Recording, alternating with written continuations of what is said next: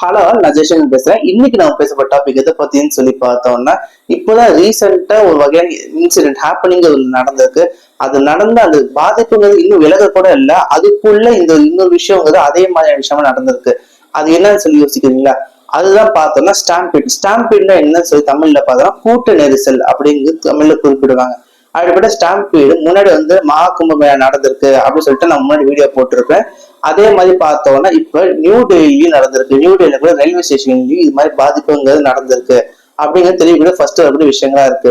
இது பத்தி டீட்டெயிலான விஷயங்கள்லாம் என்னன்னு சொல்லிட்டு இன்னைக்கு நம்ம வீடியோ பார்ப்போம். வாங்க வீடியோக்குள்ள போலாம். ஃபர்ஸ்ட் பார்த்தோம்னா இது எங்க நடக்குது அப்படின்னு சொல்லி பார்த்தோம்னா நியூ டெல்லியில இருக்கக்கூடிய ரயில்வே ஸ்டேஷன்ல தான் இந்த விஷயங்கிறது நடக்குது. இந்த பாதிப்புகள் மக்களுக்கு ஏற்படுது அப்படின்னு சொல்லிட்டு நமக்கு தெரிய வருது. அதுக்கு அடுத்து என்னன்னு சொல்லி பார்த்தோம்னா இந்த கும்பமேளாவுக்காக போகக்கூடிய ஒரு டிராவல்ல தான் இருக்கக்கூடிய மக்கள் இந்த பிளாட்ஃபார்ம்ஸ் ஸ்டாம்பீட் நடந்து இறந்து போயிருக்காங்க அப்படிங்கிறது நமக்கு தெரிய வருது. அதுக்கடுத்து என்னன்னு சொல்லி பார்த்தோம்னா முக்கியமான விஷயம் இந்த கும்பமேளாவுக்காக டிராவல் பண்ணக்கூடிய பயணிகள் இந்த மாதிரி ஸ்டாம்பீட் நடந்து சொன்னேன்ல, அது எவ்வளவு பேர் இறந்துருக்காங்க சொல்லி பார்த்தா இது வரைக்கும் 18 பேர் இறந்து போயிருக்காங்க. 15க்கும் மேற்பட்டவர் பார்த்தோம்னா பலமான அளவுக்கு காயங்களோட இருக்காங்க. அதுக்கடுத்து பார்த்தோம்னா ஸ்டாம்பீட் நடக்கிறத பார்த்ததுலயே அதிர்ச்சிக்குள்ளாகி பல பேர் மயக்கம் போட்டு வந்துருக்காங்க. அந்த அளவுக்கு மோசமான அளவுக்கு ஒரு ஸ்டாம்பீடா நடந்திருக்கு அப்படிங்கிறது தெரியக்கூடிய விஷயமா அமைஞ்சிருக்கு. அது மட்டும் இல்லாம ஒரு ரயில்வே பிரெமிசஸ் கூட நடந்தக்கூடிய ஒரு ஸ்டாம்பீடு ரொம்ப மோசமான அளவு நடந்திருக்க ஸ்டாம்பீடா இது இருக்கு. அதுக்கடுத்து பார்த்தோம்னா ஒரு ஹை லெவல்ல இருக்கக்கூடிய கமிட்டி செட்டப் பண்ணிருக்காங்க. எதனால இந்த ஸ்டாம்பீடு நடந்துச்சு, யாருனால இது தவறு நிகழ்ந்திருக்கு அப்படிங்கிற ரீதியில் விசாரிக்கிறதுக்கான கமிட்டி ஃபிக்ஸ் பண்ணியிருக்காங்க. இதுக்கு அடுத்து பார்த்தோம்னா ஃபர்ஸ்ட் இன்ஃபர்மேஷனா நம்ம கவர்மெண்ட் கிட்ட கிடைக்கக்கூடிய இன்ஃபர்மேஷன் யார்கிட்ட இருந்து வருதுன்னு சொல்லி பார்த்தோம்னா அங்க இருக்கக்கூடிய நார்தர்ன் ரயில்வேஸோட சீஃப் பப்ளிக் இன்ஃபர்மேஷன் ஆஃபீஸர் அப்படி சொல்றாங்க. இவரோட பேர் என்னன்னு சொல்லி பார்த்தோம்னா இவரோட பேர் ஹிமான்ஷு சேகர் உபாத்யாய் அப்படி சொல்லக்கூடியவரா இருக்காரு. இவர் என்ன முதல் தகவல் நமக்கு கொடுக்குறாருன்னு சொல்லி பார்த்தோம்னா ரயில்வே பிளாட்ஃபார்ம் நம்பர் 14 and 15 மக்கள் தான் பார்த்தோம்னா ஸ்டாம்பீடு நடந்திருக்கு. அது மட்டும் இல்லாம இந்த மக்கள் பார்த்தோம்னா பிரயாகராஜ் நடக்கக்கூடிய மகா கும்பமேளாவுக்கு டிராவல் பண்ணி போகக்கூடிய மக்களா இருக்காங்க. அந்த டிராவலுக்கு போகக்கூடிய இதுல பார்த்தோம்னா மக்கள் அதிகமான ட்ரெயின்ல ஏற போகும் இந்த ஸ்டாம்பீடு நடந்திருக்கு அப்படின்னு சொல்லிட்டு ஃபர்ஸ்ட் இன்ஃபர்மேஷன் நமக்கு தெரிவிக்கிறாங்க. அதுக்கு அடுத்து என்னன்னு சொல்லி பார்த்தோம்னா இது நடந்த ஒரு விஷயம் என்ன ஃபர்ஸ்ட் நடந்திருக்கு சொல்லிட்டு ஒரு பேசிக்கான பிளாட்டை நம்ம தெரிஞ்சுப்போம். இந்த பேசிக்கான விஷயம் என்னன்னு சொல்லி பார்த்தோம்னா ஃபர்ஸ்ட் ஆஃப் ஆல் மக்கள்லாம் ஒவ்வொருத்தரும் டிராவல் பண்றதுக்காக வந்திருக்காங்க. இது மாதிரி ரயில்வே ஸ்டேஷன் டிராவல் பண்ணா வருவாங்கன்னு சொல்லிட்டு நமக்கு இயல்பாவே தெரியும். இது மாதிரி இருக்கும்போது பார்த்தோம்னா ஒவ்வொரு பிளாட்ஃபார்ம்ல ட்ரெயின்ஸ் அலோகேட் பண்ணுவாங்க. இந்த மாதிரி நிலையில இருக்கும்போது பிளாட்ஃபார்ம் நம்பர் 14ல பார்த்தோம்னா பிரயாகராஜுக்கு போகக்கூடிய பிரயாகராஜ்கான ட்ரெயின்கள் இருக்கு. பிளாட்ஃபார்ம் நம்பர் 15ல பார்த்தோம்னா அங்க இருக்கக்கூடிய ட்ரெயினோட பேர் என்னன்னு சொல்லி பார்த்தோம்னா சம்பர்க் கிராந்தி அப்படி சொல்லக்கூடிய ட்ரெயின் தான் போகக்கூடியதா இருக்கு. ஃபர்ஸ்ட் சொல்ல பிளாட்ஃபார்ம் 14ல வரக்கூடியது இந்த பிரயாகராஜ் போகக்கூடிய மகத் எக்ஸ்பிரஸ் அப்படின்னு சொல்லுவாங்க. இந்த மகத் எக்ஸ்பிரஸ்ல பார்த்தோம்னா பிரயாகராஜ் வழியா தான் மகத்னு சொல்லக்கூடிய பெங்கால் ரீஜனுக்கு போகக்கூடியது, வெஸ்ட் பெங்கால் ரீஜனுக்கு. அப்படி மகத் ரீஜன் பிளாட்ஃபார்ம் 14ல டெல்லியில இருந்து கரெக்டா பார்த்தோம்னா பிரயாகராஜ் நோக்கி போகக்கூடியதா இருக்கும். அதுக்கடுத்து பார்த்தோம்னா பிளாட்ஃபார்ம் 15ல பார்த்தோம்னா டெல்லியில இருந்து ஜம்மு காஷ்மீர் நோக்கி போகக்கூடியதா இந்த எக்ஸ்பிரஸ், இந்த சம்பர்க் கிராந்தி சொல்லிட்டு எக்ஸ்பிரஸ் இல்ல அந்த எக்ஸ்பிரஸ் போகக்கூடியதா அமைஞ்சிருக்கு. இது மாதிரி இருக்கும்போது பார்த்தோம்னா இந்த பிரயாகராஜ் எக்ஸ்பிரஸ் சொல்லிட்டு இந்த ட்ரெயின் மகத் எக்ஸ்பிரஸ் பேர் இருந்தாலும் பிரயாகராஜ் ட்ரெயின் தான் பிக்ஸ் பண்ணி வச்சிருக்காங்க மக்கள் எல்லாம். அது மாதிரி இருக்கும்போது பிரயாகராஜ் பேர் இருக்கும்போது இன்னொரு பிரயாகராஜ் எக்ஸ்பிரஸ் சொல்லிட்டு வருதுன்னு சொல்லி சொன்னாங்க. இது என்ன ட்ரெயின் சொல்லி பார்த்தா இது ஸ்பெஷல் ட்ரெயின். இது எங்க வரப்போகுதுன்னு சொல்லி சொன்னாங்கன்னா பிளாட்ஃபார்ம் 16ல வரப்போகுது அப்படின்னு சொல்லிட்டு அறிவிக்கிறாங்க. ட்ரெயின்ல இருந்து முக்காசி அறிவிப்பாங்கல்ல, நம்ம ட்ரெயின்ஸா போகும்போது வெளியே சத்தமா ஸ்பீக்கர் அறிவிப்பாங்களே, இது மாதிரி இருக்கவங்க பிளாட்ஃபார்ம் 12ல இருந்து பிளாட்ஃபார்ம் 16க்கு இந்த பிரயாகராஜ்க்கு ஸ்பெஷல் ட்ரெயின் வருது அப்படின்னு சொல்லிட்டு அறிவிக்கிறாங்க. மக்கள் என்ன ஆயிட்டாங்க சொல்லி பார்த்தோம்னா இதுல குழப்பம் ஆயிட்டாங்க. பிரயாகராஜ் ட்ரெயினுக்கு இங்க இருந்து பிளாட்ஃபார்ம் 14 நின்றுட்டு இருக்கு, இப்ப பிளாட்ஃபார்ம் 16ல பிரயாகராஜ் ஸ்பெஷல் எக்ஸ்பிரஸ் வருது அப்படின்னு சொல்றாங்க. அப்ப எங்கதான் சொல்லி யோசிக்கும் போது பார்த்தோம்னா அதனாலேயே பார்த்தோம்னா கூட்ட நெரிசல்ங்கிறது அதிகரிக்குது அப்படின்னு சொல்லிட்டு முதல் கட்டமா நமக்கு வரக்கூடிய தகவலா இருக்கு.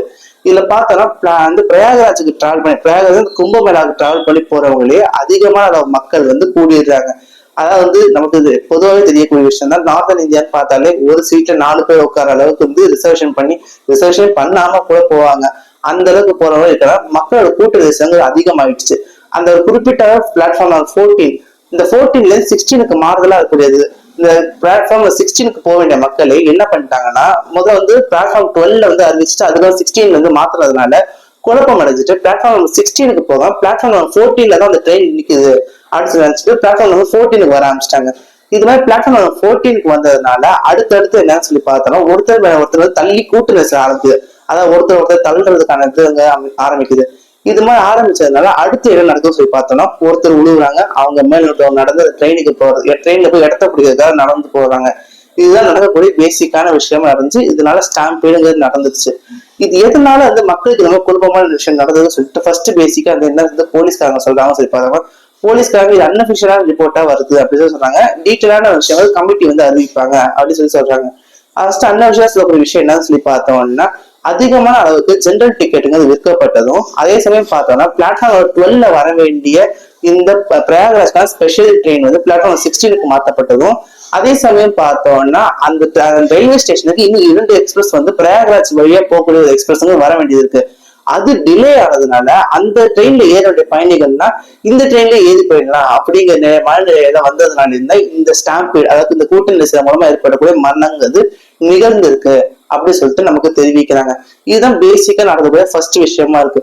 அதுக்கடுத்து பார்த்தோம்னா அங்க கூட ஐ விட்னஸா என்ன சொல்றாங்க அப்படின்னு சொல்லி பார்க்கும்போது ரொம்பவே அதிர்ச்சிகரமான விஷயமா இருக்கு. அங்க போர்ட்டர் கூலியா வேலை செய்யற என்ன சொல்றாங்கன்னு சொல்லி பார்த்தோம்னா ஃபர்ஸ்ட் மக்கள் இது மாதிரி குழம்பி போன மாதிரி இல்லாம அந்த அடுத்தடுத்த மக்கள் பார்த்தோம்னா இந்த ட்ரெயின் அவ்வளவு வட்டியா இருக்கு, இந்த ட்ரெயின்ல போலாமே சொல்ற மாதிரி பல மக்கள் வர ஆரம்பிச்சாங்க. அது வர ஆரம்பிக்கிறத பார்த்தோம்னா ஒருத்தர் கூட்ட வச்சுட்டாங்க, ஒளி விழுந்திருக்காரு. அவர் மேல இன்னும் நெரிசலாக அதிகமா நடந்து போகவும் பல பேர் அது மாதிரி விழுந்து மயக்கம் உடஞ்சு விழுந்திருக்காங்க. அதோட சரியான அளவு மூச்சு காத்தும் கிடைக்காதனால பல பேர் மயக்கம் போட்டிருக்காங்க. அந்த போர்ட்டர் அதோட சேர்த்து என்ன சொல்றாங்க சொல்லி பார்த்தோம்னா நாங்களும் இன்னும் போர்ட்டர்ஸும் சேர்ந்து மக்கள் இது மாதிரி நடந்து போகாம தடுக்கிறதுக்காக முயற்சி பண்ணோம், இருந்தாலும் எதுவும் நடத்த முடியல அப்படின்னு சொல்லிட்டு தெரிவிக்கிறாங்க. அதுல அடுத்து என்னன்னு சொல்லி பார்த்தோம்னா இது மாதிரி ஸ்டாம்பிங் நடந்து முடிஞ்சதுக்கு அப்புறம் அங்க முழுக்க முழுக்க பார்த்தோம் மயங்க நிலையில மக்களா இருக்கட்டும், அதுக்கடுத்து துணி எல்லாம் கெடாசப்பட்ட நிலையில கிட்டத்தட்ட பார்த்தோம்னா ஒரு போர்க்களமா இருக்கக்கூடிய ஏரியா மாதிரி ரொம்ப மோசமான வகையில அமைஞ்சிருச்சு அந்த ஏரியாங்கிறது. அதான் தெரிவிக்கூடிய ஃபர்ஸ்ட் விஷயமா அமைஞ்சிருக்கு. இன்னொரு ஐ விட்னஸா என்ன சொல்லலாம் சொல்லி பார்த்தோம்னா சரியா அந்த ஸ்டாம்பிங் நடந்துக்கிற டைம்ங்கிறது பார்த்தோம்னா இரவு 9:30 மணிக்கு தான் அந்த ஸ்டாம்பீடு நடந்திருக்கு அப்படின்னு சொல்லிட்டு தெரிவிக்கிறாரு. இதான் 9:30 மணிக்கு நடக்கூடிய இந்த ஸ்டாம்பீட்ல பார்த்தோம்னா மக்கள் பல பேர் குழப்பமான மனநிலையில் இருந்தாங்க சொல்லிட்டு முன்னாடி அபிஷியல் ஸ்டேட்மெண்ட் சொன்னாங்கன்னு சொல்லி பார்த்தோம்ல. அது மாதிரி இல்லாம இந்த ஐ விட்னஸ் என்ன சொல்றாங்க சொல்லி பார்த்தோம்னா குழப்பமான மனநிலைலாம் இல்ல, 13ல இருக்கக்கூடிய மக்களாம் சரி, 16க்கு போக வேண்டிய மக்களாம் சரி, அதாவது 14லயே பிரயாகராஜ்கான ட்ரெயின் டிக்கெட் சொல்லிட்டு 14ல இறங்க ஆரம்பிச்சிட்டாங்க. இதுதான் இதுக்கான காரணமா அமைஞ்சிருச்சு அப்படின்னு சொல்றாங்க. ஆனா பேசிக்கா நமக்கு இம்பாக்டா தெரியக்கூடிய ஒரு வேல்யூ ரீசன் என்னன்னு சொல்லி பார்த்தோம்னா பிரயாகராஜ் ட்ரெயின் இருக்கிறதுல 2 ட்ரெயின்ஸ் வந்துருச்சு. அதாவது 14 பிளாட்ஃபார்ம்லயும் ஒன்று வந்துருச்சு, 16வது பிளாட்ஃபார்ம்லயும் ஒண்ணு வந்துருச்சு. இதனால இந்த குழப்பம் நடந்ததுன்னு சொல்லிட்டு பேசிக்கா தெரிவிக்கக்கூடிய விஷயமா இருக்கு. அதுக்கு அடுத்து என்னன்னு சொல்லி பார்த்தோம்னா ஒரு ரூமர் கிளம்ப ஆரம்பிக்குது. என்னன்னு சொல்லி பார்த்தோம்னா இந்தியன் ரயில்வேஸ் இந்த அபிஷியல்ஸ் மாறுபட்ட கருத்துக்களை தெரிவிக்கிறாங்க. அது மட்டும் இல்லாம இந்த விஷயத்த ஏதோ ஒரு விஷயத்த மூடி வைக்கிறாங்க அப்படின்னு சொல்லி தெரிவிக்கப்படுது. ஆனா அந்த ஹை லெவல் கமிட்டி செட்டப் பண்ணதுக்கிறதுனால அந்த மாதிரி விஷயங்கள் நடக்காது அப்படிங்கிற ரீதியிலையும் அதிகாரிகள் உறுதி கொடுக்குறாங்க. இதுதான் நடக்கக்கூடிய விஷயமா இருக்கு. அதுக்கு அடுத்து நடக்கக்கூடிய விஷயம் என்னன்னு சொல்லி பார்த்தோம்னா ரயில்வே மினிஸ்டர் கிட்ட மினிஸ்டர் ஆஃப் இன்டர்னல் அஃபேர்ஸ், அதாவது இப்ப இருக்கக்கூடிய உள்துறை அமைச்சகத்தோட அமைச்சராக பார்த்தோம்னா அமித்ஷா அவர் ரயில்வே துறை அமைச்சர்கிட்ட கேட்டிருக்காரு அஸ்வினி வைஷ்ணவ் கிட்ட இது மாதிரி ரிப்போர்ட் என்ன சப்மிட் பண்ணுங்க அப்படின்னு சொல்லி கேட்டிருக்காரு. அது மட்டும் இல்லாம இதுக்கு ரொம்ப சீக்கிரமா விரைவான வகையில நடவடிக்கை எடுக்கணும் அப்படின்னு சொல்லி தெரிவிச்சிருக்காரு. இதுதான் இதுல நடந்தக்கூடிய பேசிக்கான எல்லா வகையான டீட்டெயில்ஸும் நம்ம இன்னைக்கு பார்த்திருக்கோம். மீண்டும் நாளைக்கு வேற ஒரு தகவலோட சந்திக்கிறேன். தேங்க்யூ.